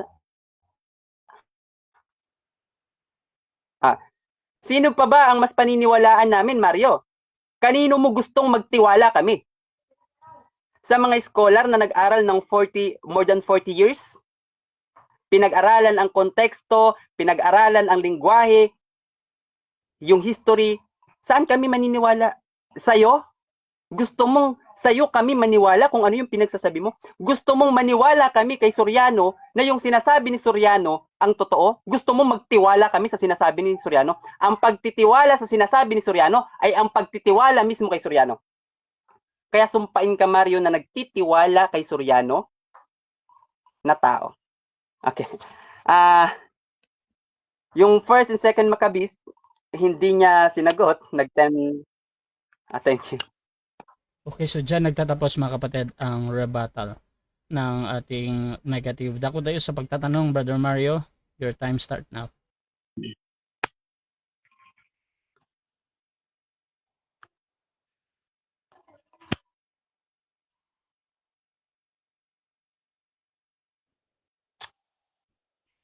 Okay, narinig ako, Bro Rasa. Start pa lang tayo. Tanong, sabi mo mali ang Biblia, kaya ako naniniwala na meron kang basihan, kaya sinasabi mong mali ito. Tanong ko sa'yo, ano ang Kyrios Semeo ng Biblia ayon sa Koine Greek? Alam mo ba ito o hindi? Categorical. Objection, Mr. Moderator. Objection din ako. Proceed, objection.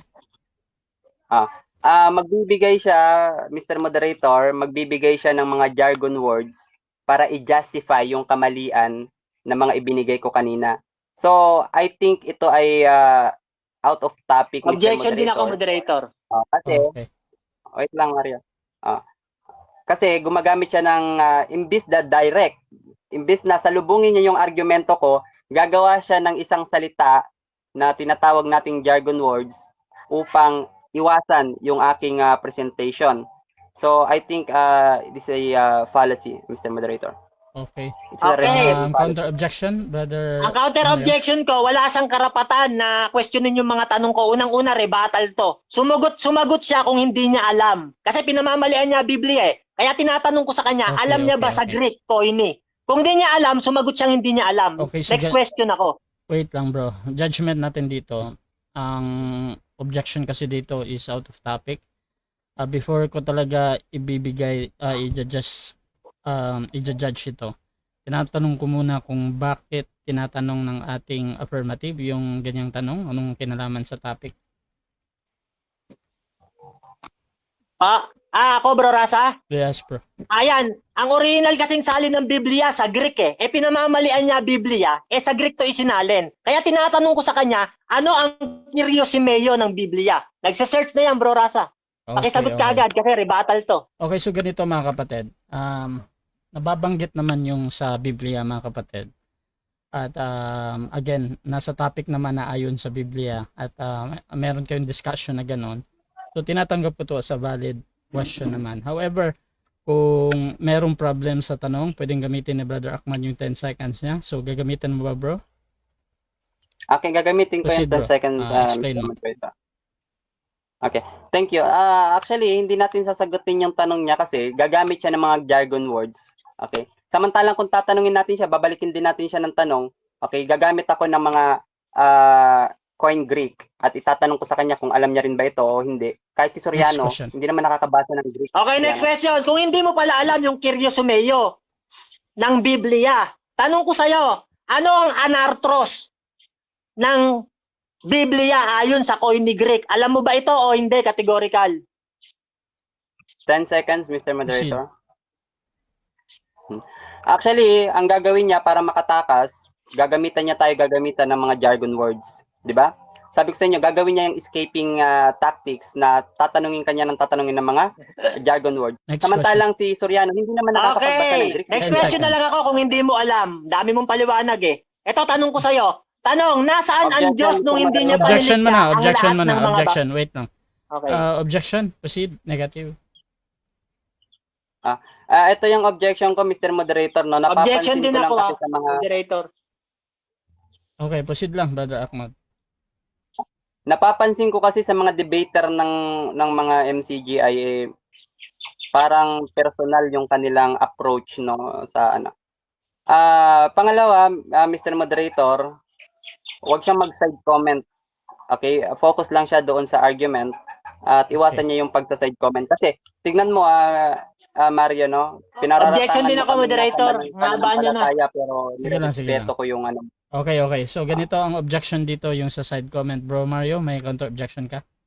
Ang counter objection ka, wala siyang karapatang sawayin yung mga tanong ko kasi unang-una, ayon sa Biblia ang paksa. At ang Biblia isinalin sa Greek at Hebrew, Aramaic. Kasama yan sa usapan. Huwag niyang questionin. Kung di niya alam, next question siya. Okay. So, ganito ang judgment natin dito, mga kapatid.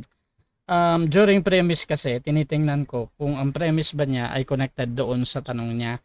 Hindi pa naman buong buo yung question. However, Brother Mario, napapansin kasi ng kabilang panig na nagko-comment ka doon sa sagot niya ba na sabi mo nga meron siyang hindi alam something. So, again, direct question as possible, bro. Proceed ka, Brother Mario.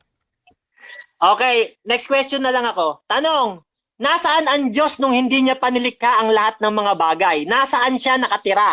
Alam mo ba ito o hindi? Ayon sa Biblia, categorical sagot. Objection, Mr. Moderator. Hindi namin topic kung nasaan ng Diyos. Objection din ako. Okay, so objection dito yung out of topic yung tanong. Counter objection, proceed. Minamali niya kasi ang Biblia eh. Kaya ako naniniwala, alam niya ang buong kasulatan ng Biblia, kaya sinasabi niyang mali. Tsaka pangalawa, rebuttal to kahit anong tanong to. Kung hindi niya alam, sumagot siya, hindi ko alam. Next question ako. Okay, so ganito bro. Again, tinatanong ko ulit sa kabilang panig, anong connection ng paksa natin patungkol dito sa patutunayan ko na ang Jesus ay Diyos, nagkatawang tao at siya ay umiiral na simula pa ng una ayon sa Biblia. Doon sa tanong mo bro, nasaan ang... May connection yan, bro Rasa, kasi paglalang yan eh. Ang punto ko, kasama yung anak sa paglalang eh. Minamali niya Okay. Biblia, kaya tinatanong ko sa kanya kung nasaan ang Diyos. Rebuttal to, bro Rasa, kahit anong tanong yan. Okay. Nasa ano yan, batas yan. Okay, Kung so di niya ganito. alam, mag-next question siya. Okay, so ganito mga kapatid. Nababanggit naman yung patungkol sa Diyos at doon sa Biblia ayon dito sa context ng paksa. However, Brother Ahmad, pwede mong gamitin ang 10 seconds mo kung talagang merong problem sa iyo yung tanong. So, gagamitin mo ba or talagang sasagutin mo yung saan daw yung Diyos? Ako Ulit. repeat ng tanong sa Okay. Bro Mario. Tanong, nasaan ang Diyos? Saan siya nakatira nung nilalang niya, nung nilikha niya ang lahat ng mga bagay kasama yung karunungan? Saan siya nakatira? Ayon sa Biblia. Saan daw? Alam mo ba ito o hindi? Categorical. Okay. Una, ang tanong niya, Mr. Moderator, objection muna ako. Objection, proceed. Ang tanong niya kasi saan? Bro Rasa, nag-objection na siya. Tapos? Bakit objection na naman siya? Isang objection lang sa isang tanong. Kung hindi niya alam, next question Hindi, siya. ganito bro. Ganito. Kasi meron din akong nakikitang problem dito. Parang dalawa kasi yung question dito. Merong saan plus doon sa categorical na binabanggit mo. So parang medyo dalawang question siya ba? So hinahayaan ko siyang mag-object para mas clear. Pero I think yun din yung ini-object niya dito. So ganito bro. Isang question lang muna bro. Yung saan. Kung pwede mong unahin or yung categorical kanina.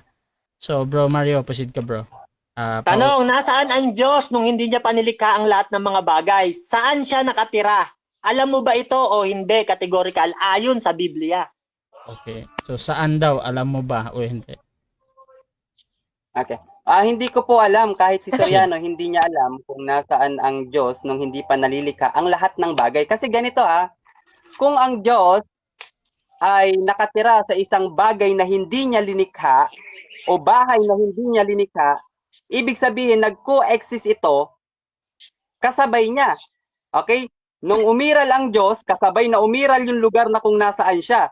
Kasi ang tanong niya, nasaan ang Diyos nang hindi pa nililikha ang lahat ng bagay? Question. Hindi pa nalilikha Okay, ang next taas, question. hindi pa nalilikha Sabi ang mo, baba. Next question. Next Objection, question. Mr. Moderator. Next question na. Tanong. Next. Sabi mo, hindi alam ni Soriano kung nasaan ang Diyos. Si Soriano may sabi nito at nagturo na sa Kawikaan ng 8 ng 31, na nagagalak sa kanyang tinatahan ng lupa at ang aking kaaliwan ay sa mga anak ng mga tao. Sabi ng Biblia, ang nagagalak ang Diyos sa kanyang tinatahan ng lupa nung lalangin niya ang langit.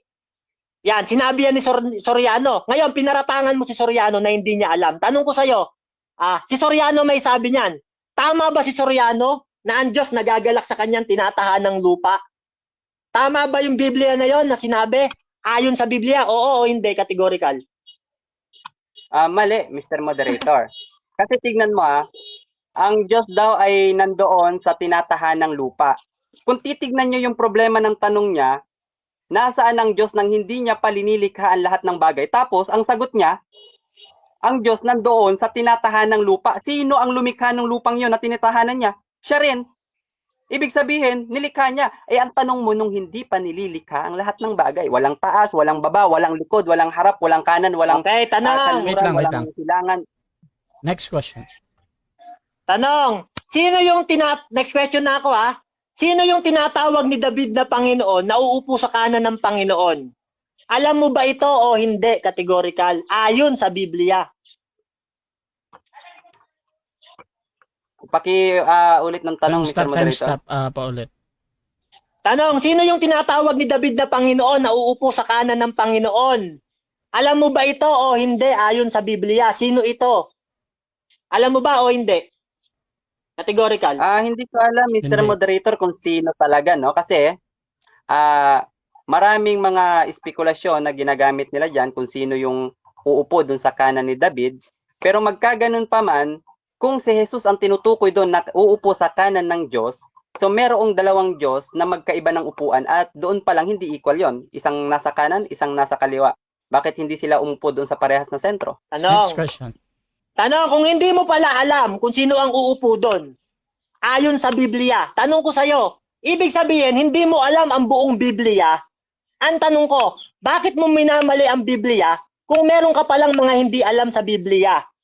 Tama ba ito na marami kang hindi alam sa Biblia? Tama ba ito o mali? Categorical. Tama, Mr. Moderator. Marami akong hindi alam sa Biblia at kagaya mo rin, marami kang hindi alam sa Biblia. So, kung babaliktarin natin, papaano mo nasasabi na ang lahat ng laman ng Biblia ay tama? Ganong marami ka pang hindi alam. Samantalang ako, nagbasa lamang ako ng sinabi ng scholar. Ang mga scholar, alam nila ang laman ng Biblia. Historically, okay, Next linguistically, question. Tanong, sabi mo, Next question, marami last kang 1 hindi minute. alam sa Biblia. Sabi mo yan eh, marami kang hindi alam sa Biblia, umamin ka. Tanong ko sa'yo, bakit mo minamali ang Biblia kung ikaw mismo nagsasabi sa sarili mo na marami kang hindi alam sa Biblia? Tanong ko sa'yo, bakit mo minamali ang Biblia kung ikaw mismo hindi mo alam ang sinasabi ng Biblia? Tanong ko sa'yo, Bakit alam ba? mo ba ang buong Biblia? Oo o hindi, categorical. ang daming tanong, Mr. Moderator, objection. Objection mo na. Proceed. Negative. Ang daming tanong. Nandun ang unang niyang tanong, bakit mo minamali? Tanong yon. Di ba? Tapos sinundan niya ng iba pang mga tanong. So, Okay. focus lang, Marius, ano. Okay, clarify question. So Tanong ganito. ko sa'yo, Wait lang bro Mario ha. I-judgment muna natin agad-agad to. Ang question kasi nagsisimula sa bakit. Akala ng sumasagot, it needs explanation agad. Tapos naglalagay ka pa ng sa huli ng categorical. So parang dalawang question yon para sa kanya. So you can rephrase bro Mario or proceed ka lang bro. okay, tanong. Sabi mo, hindi mo alam. Yan. Tanong ko sa'yo, bakit mo minamali ang Biblia kung ikaw pala nagsasabi mismo na hindi mo alam ang Biblia? Anong karapatan mo? Sagot, categorical. Okay, ang karapatan ko, Mr. Moderator, ay ang magbasa ng mga alam sa Biblia. Okay? Ako, wala akong alam sa Biblia, pero itong si Metzger, si Bart Ehrman, si Raymond Brown na mga Christian scholar, alam nila yung Biblia. Contextually, textual criticism, Ano? historically, Wait lang. scientifically, alam nila lahat yun at binabasa ko lang. Hindi Time, ako ang time, nagpapamali, binabasa ko yung 7 sinasabi nilang minutes mali. time. Okay, so dyan nagtatapos mga kapatid ang second stage ng ating debate. At ako tayo sa final conclusion, mauna dito si Brother Ahmad bilang negatibo na si Jesus ay Diyos na nagkatawang tao at siya ay umiiral na simula pa ng una ayon sa Biblia. Brother Ahmad ang Islam, your time start now bro. Okay, thank you na. Wala ho siyang napatunayan kasi again, hindi ho tayo ang magtitindig ng ayon sa Biblia. Kasi negative tayo eh. Lahat ng ititindig niya, kokontrahin natin. Kung tayo ay naniniwala sa Biblia, bakit pa natin kokontrahin yon? Eh di sana wala nang debate, Mario. Di ba? So sana wala nang debate. So ngayon, kaya nagkaroon ng affirmative at negative kasi hindi tayo sang-ayon doon sa mga bagay na yon. At ang sabi mo doon sa topic, patutunayan ko na si Jesus ay Diyos na nagkatawang tao at umiiral na sa pasimula pa ayon sa Biblia. Sino ang gagamit ng ayon sa Biblia? Ikaw. Okay? Medyo nahihilo ka yata, Mario, no? So, kahit papaano professional ho yung kaharap mo sa pakikipag-discussion. Okay? Matanda na tayo sa usaping ito. Ngayon, out of topic ba ang ating presentation para sa mga mahihina ang sentido komon na mga nandyan sa comment section? Out of topic ba ang ating presentation? Tingnan nga natin, i-review natin. Okay? Premise number 1. Ang paniniwalang si Jesus ay Diyos na nagkatawang tao at umiiral na ng pasimula pa ay galing sa Biblia. Basta-basta ka ba maniniwala sa Biblia na hindi mo i-examine? Ngayon, itong mga galing sa Biblia ng mga talatang ito, dapat ba nating paniwalaan? Yun yung premise number 1 natin. Ang paniniwalang si Jesus ay Diyos galing sa Biblia. Premise number 2, ang Biblia unreliable source. Conclusion, doon sa deductive argument, hindi ka magkakaroon ng absolutely truth na Diyos nga si Jesus. Bakit? merong problema sa premise number 1 at premise number 2. Ano yung problemang yon? Unreliable source, yung pinaniniwalaan mo o yung pinagkukunan mo ng mga talata na si Jesus ay Diyos ay hindi mapagkakatiwalaan. Mahaba yung oras ni Mario para tindigan. Kasi kapag napatunayan niya na ang Biblia ay reliable source, tapos ang usapan na itindig niya ayon sa Biblia yung kanyang presentation. Di ba? Kung natindigan ni Mario, kung nagiba ni Mario ang aking presentation at nasabi niyang, Brother Ahmad, mali ka. Ang Biblia ay reliable source at ibinigay mo yung mga patotoo mo, ibinigay mo yung mga evidence mo na ito nga ay mapagkakatiwalaan na galing sa Diyos, then tapos ang usapan. Lahat ng babasahin mo sa Biblia, hindi ko pwedeng tanggihan. Bakit? Reliable source eh.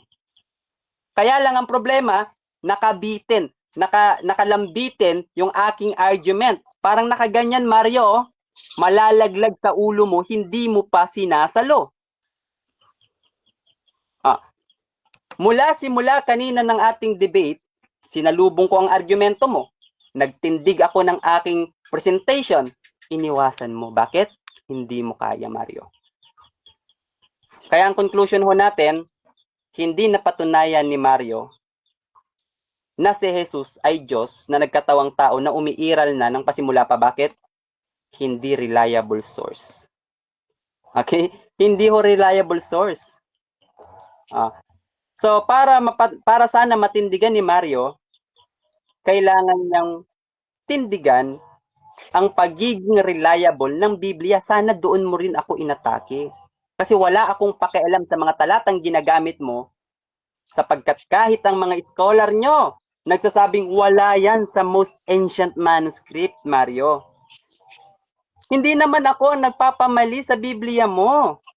Yung mga Christian scholar na nag-aral at kabisado ang Biblia, alam ng history, marunong mag-Greek, marunong magbasa ng Koine Greek, hindi kagaya ni Soriano.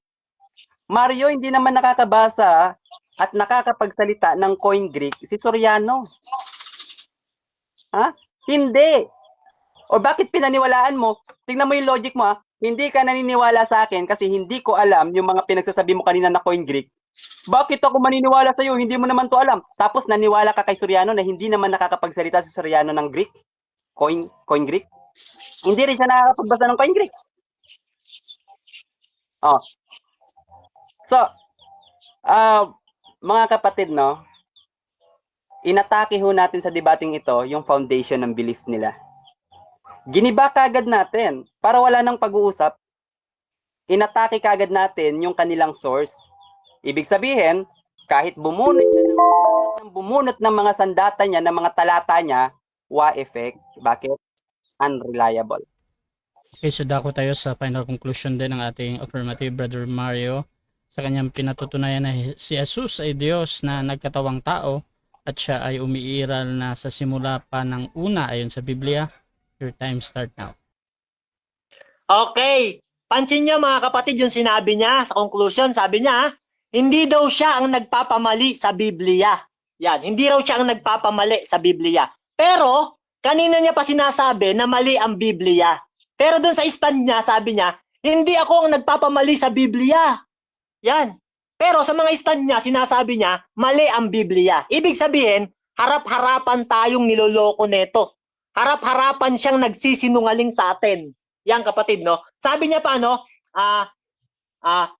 Yan, no? Tinanong ko siya kaganina, sabi ko, minamali mo Biblia. Nung tanungin ko siya, ano ang kiryosimeo ng Biblia kung mali ang Biblia? Nag-objection, hindi na makasagot. Tumawag kay Rasa. Hindi niya pala alam yung kiryosimeo. Sa Greek Koine yan, yung pinaka-main point ng Bible. Kasi ang pinaka-main point ng Bible, si Kristo, kasi siya ang salita. At ang kaligtasan ang pinaka-main point ng Bible. Hindi niya pala alam. Pero sabi niya, mali daw ang Biblia. Ibig sabihin, nung tanungin ko siya, sabi mo mali ang Biblia. Nung tinatanong ko siya, hindi niya pala alam yung mga sagot sa tanong ko. Ibig sabihin, sariling kaisipan niya lang. Yang gumagawa siya ng sarili niyang mundo. Nung tanungin ko siya, sabi ko, alam mo ba ang Biblia? Umamin siya, sabi niya, wala akong alam sa Biblia.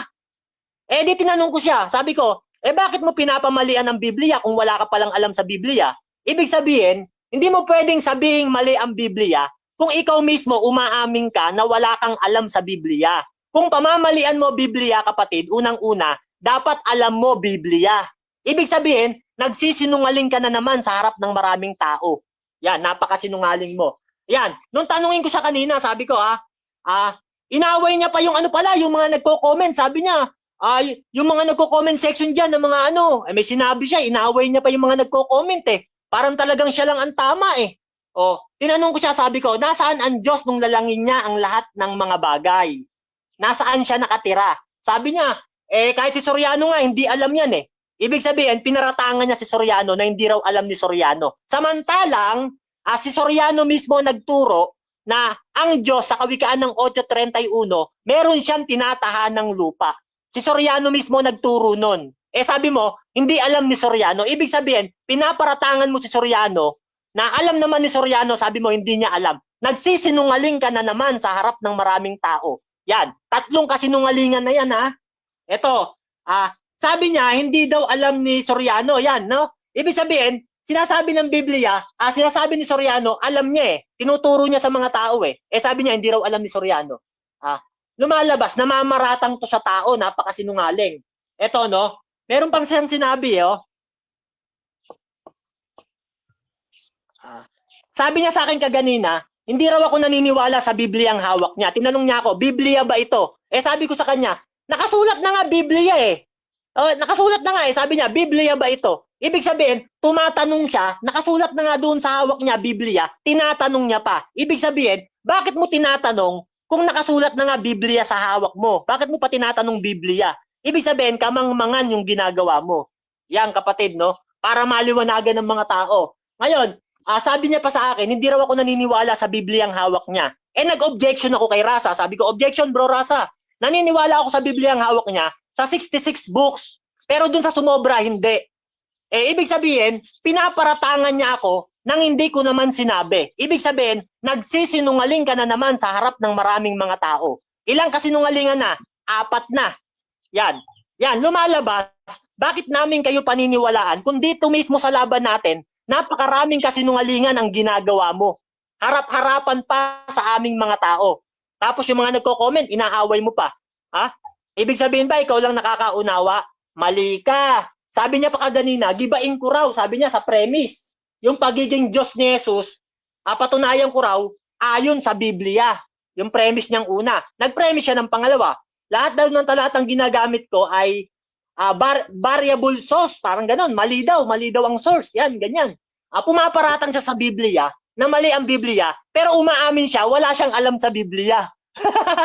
Ibig sabihin, bakit mo pinaparatang mali ang Biblia kung ikaw mismo tanggap mo na wala kang alam sa Biblia? Sabi ng Biblia, yung mga walang alam sa kasulatan, sa kawikaan, ay mga mangmang. Yan, ginagamit ang pangalan ng Diyos sa walang kabuluhan. Ikaw yun eh. Ginagamit mo, sinasabi mong hindi totoo ang Biblia, pero ikaw pala, pag tinanong ka, umaamin ka, wala kang alam sa Biblia. Ibig sabihin, wag mong papamalian kung ikaw mismo wala kang alam. Okay, so dyan nagtatapos ang debate natin between MCGI and Islam, mga kapatid. So before natin end yung ating live, syempre gusto ko muna kayong magpasalamat. Brother Mario, mauna ka bro. Okay, magandang hapon po sa mga nakapanood ng video. Salamat po sa inyo. Sana nakita natin ang katotohanan at ang totoong aral, kung sino ang nagsasabi ng totoo at kung sino yung nagsisinungaling, harap-harapan sa atin. Sana naliwanagan tayo sa mga nakapanood kasi ayoko ng harap-harapang nagsisinungaling sa inyo mga kapatid. Kaya salamat, kayo na ang bahalang humusga kung sino ang sinungaling sa amin dalawa ng harap-harapan sa mga nanonood. Binabati ko kayo ng magandang hapon. Brother Ahmad, pasalamat. Ayan, thank you sa lahat ng viewers natin, no? At thank you din kay Brother Mario na hindi sinungaling na ang first Maccabees and second Maccabees daw ay salita ng Diyos pero hindi niya pinaniniwalaan kasi sumobra sa 66 books. At salamat sa lahat kay Brother Racha sa platform ng Rasha TV, sa mga kapatid ko sa pananampalatayang Islam. salamat sa time ng inyong pakikinig at pagsuporta sa gawaing ito. At alhamdulillah ay napatunayan na naman natin na bukod sa naitindig na natin ang ating argumento, ay naipakita pa natin sa mga MCGI na ganito makipag-usap, no? Argument, hindi yung personality ng tao. Thank you, Brother Rasha, sa uulitin, inshallah. Okay. So, Rasha TV, gusto din magpasalamat sa lahat ng sumusuporta at laging naniniwala sa atin. So, kung gusto niyo maghamon sa dalawang ito, pwede niyo akong gamitin as moderators, yung pag-uusap. Basta sumasang-ayon na kayo sa lahat ng patakaran dito sa aming platform, mga kapatid. So, maraming salamat. Please follow these two gentlemen kasi meron din silang content sa kanilang profile, mga kapatid. Kung gusto niyo magsuri sa MCGI, sa dating daan, at kung gusto niyo din magsuri sa Islam, mga kapatid, nandyan si Ahmad. So, maraming salamat. Please subscribe yung ating YouTube channel, Rasha Debates TV, dahil ang debate na ito ay pupunta doon. At sa aking TikTok din, Rasha TV, then pakifollow na din. At sa aking Facebook, Rasha Vista, dito ako laging nagla-live. So maraming salamat. This is Admin Rasha ng Rasha TV and we're out.